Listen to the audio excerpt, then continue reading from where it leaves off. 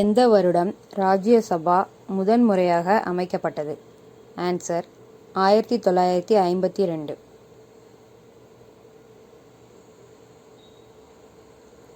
இந்திய அரசாங்கத்தின் தலைமை சட்ட ஆலோசகர் யார்? ஆன்சர் இந்திய அரசின் தலைமை வழக்கறிஞர். சுதந்திர இந்தியாவின் முதல் நிதி அமைச்சர் யார்? Answer R K. சண்முகம் செட்டி.